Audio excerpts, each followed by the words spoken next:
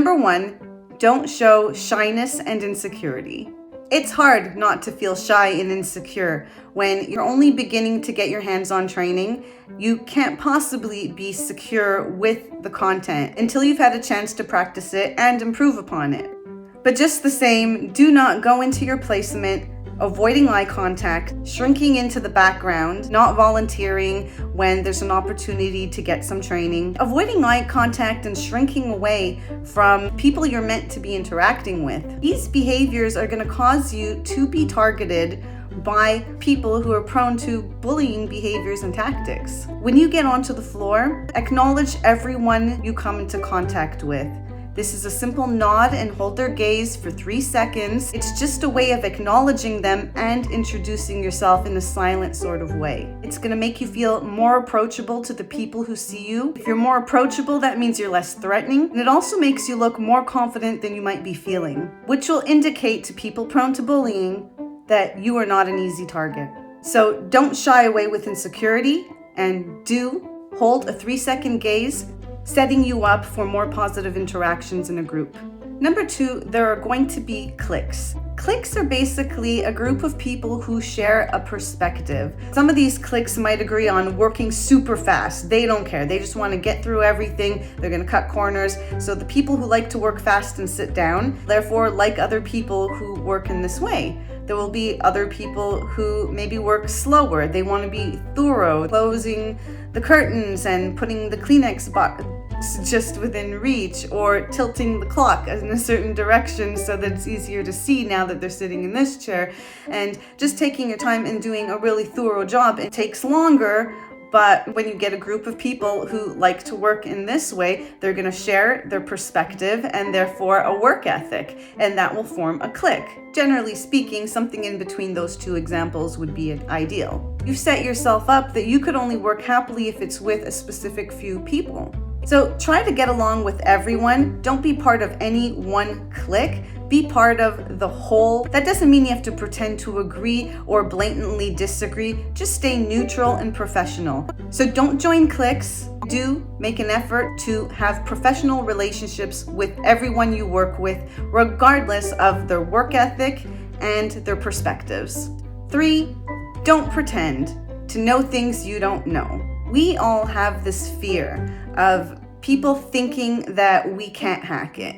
If you're so afraid that people are going to think that you're just not getting it, you're not picking up, you may make poor choices like not clarifying instructions because you don't want to seem like you don't know. You go off, and as you get started onto something, you miss things, you do it incorrectly because you didn't clarify, or you have to come back and say, sorry, what did you say again? Did you tell me, and so the very thing that you're trying to avoid, which is looking like you're not reliable, you actually create a situation where you're not reliable. They've sent you to do something, you didn't clarify, you went, you used all this time, you didn't do it properly, or you just wasted an enormous amount of time having to come back and ask again, which is still better than not asking at all. But the very thing that you were trying to avoid, which was looking like you can't handle it, now you look like you can't handle it.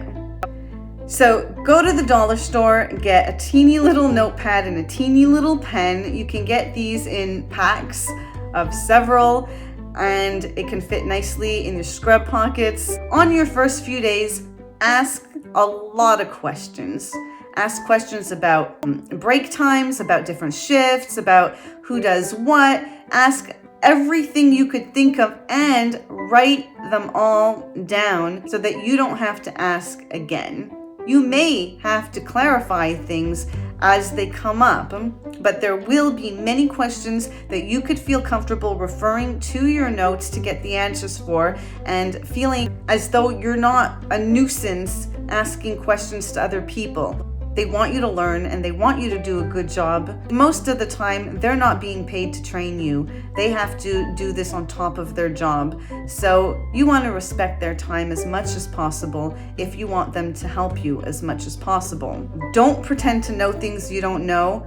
Do ask questions, clarify, and take notes that you can refer to so that you don't have to ask the same question multiple times. Number 4, don't keep to yourself so much that you intimidate other people and become unapproachable. If you've had bad experiences in the past and you want to fly under the radar, you may avoid interacting with people more than you need to. You may take your breaks alone, which personally I find incredibly therapeutic. However, in ways that don't compromise who you are and what's important to you, try to engage with the people around you in friendly and professional manners.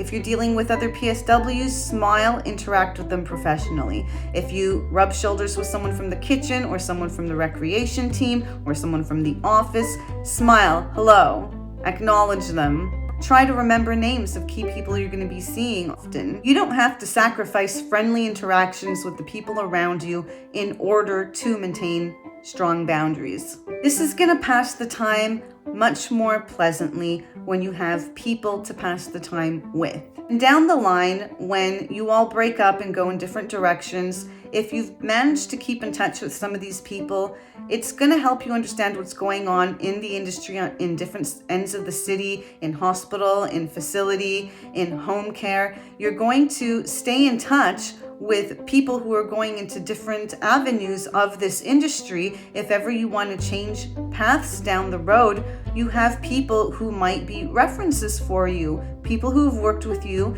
and can vouch for you. So these are contacts that you're going to be scrambling for down the road if you don't have these interactions. So don't keep to yourself and do treat everyone professionally. My last tip is something weird I saw in the facility once.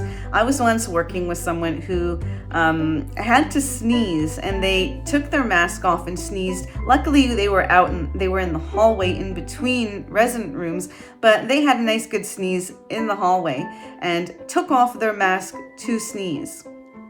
So, I mean, I get that sneezing in your mask is going to result in an uncomfortable situation. However, we need to keep those pathogens in the mask and not in the air. I mean, sneezes could sneak up on all of us. What would you do? I mean, would you sneeze in your mask and deal with the gross situation at your earliest convenience? Or would you do what this person did and just take off your mask and have a good sneeze and everyone will probably be fine, probably, right? Like, what would you do? So, like, I want to say, don't take off your mask to sneeze. Do sneeze in your mask, and at your earliest convenience, go and tidy yourself up for the safety of the residents and your colleagues. What do you guys think? What would you do? Am I being a little OCD with thinking that we got to keep the pathogens in the mask? Or do you think it's just too yucky to have to endure? I'm curious what you guys think. My name is Ruthann. I'm a personal support worker and the owner of Forest City Home Care. Thank you for watching.